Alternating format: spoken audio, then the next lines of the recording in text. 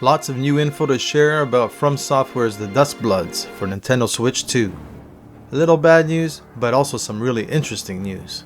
Nintendo posted an interview on their website with the game director Hidetaka Miyazaki, and also showed some new screenshots that we'll be sharing in this video. There's a lot of new info here, so let's get into it. First off, the bad news is this game is an online-focused multiplayer game, not the Bloodborne spiritual sequel the reveal trailer tricked us into believing. The good news is, this game isn't a PvE like Elden Ring Night Rain, which is strictly a co-op game. The game is also getting a lot of love and introducing some new concepts. The DuskBloods is an 8-player PVPVE, which means you'll be battling with other players and enemies, and bosses. In some missions you'll be fighting other players, and in some other missions you'll be teaming up with them to take on tough bosses together. Let's take a look at those new screenshots while I tell you what we learned from the interview. Miyazaki explains that he met with Nintendo a while back and had some rough ideas for a new project with a new concept that they had never tried before.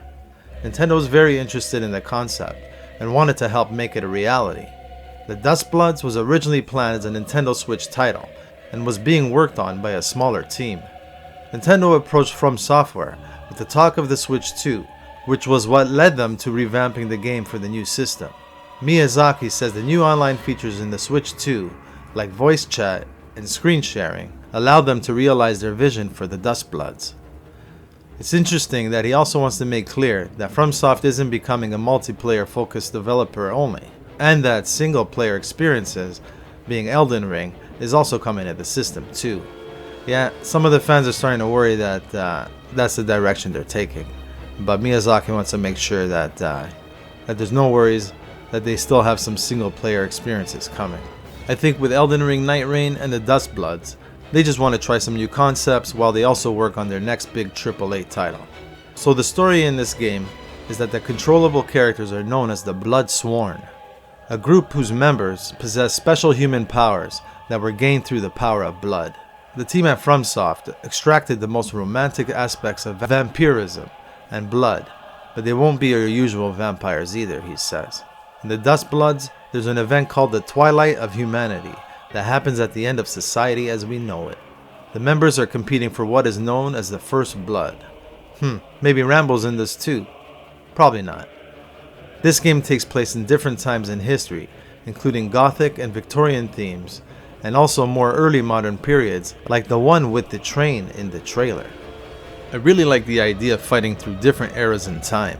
Miyazaki explains that the theme of blood symbolizes one of the game's key themes: the history it holds, the power it passes on, the fate it weaves, and the marker of those who have surpassed the limitations of their own humanity.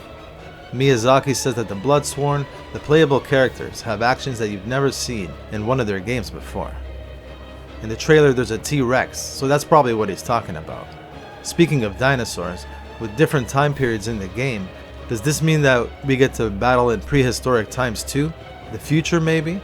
Gameplay wise, you'll be able to do double jumps, and each character will have unique weapons and movesets to try out. Like Bloodborne, the guns are coming back. There are over a dozen playable characters to choose from. Each are different, but they are also customizable too, so you can still build a character that feels like your own, he says.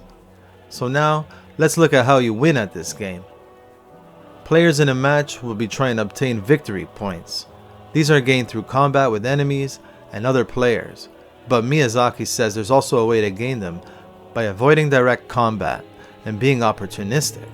Not clear what he means by being opportunistic, but it's got my mind spinning with some ideas. There's also apparently other ways to achieve rewards in the game. The cool feature in matches is that there may be random game-changing events. Remember that huge moon face from the trailer? The appearance of the stone face affects the environment and changes match rewards, which can have an immediate impact on player motivations and objectives. This is actually all starting to sound really cool. If you know the Souls games, or FromSoft's other Souls-like games, they have a lot of cool lore tidbits in the world and its items. Miyazaki says this game is no different, but they are implementing it in a new way. He says that the lore will come through different character customization items in the game. You can customize their blood history and fate, Customizing a character will reveal a piece of information regarding the world and its unfolding story. Analyzing and altering a character's blood history and fate allows players to customize all sorts of things, from their abilities, appearance, and inner characteristics to the role they play in the world and relationships with other characters. I wonder what that means. I'm excited to find out more. This is turning to be a pretty deep multiplayer experience. There's another cool feature called roles.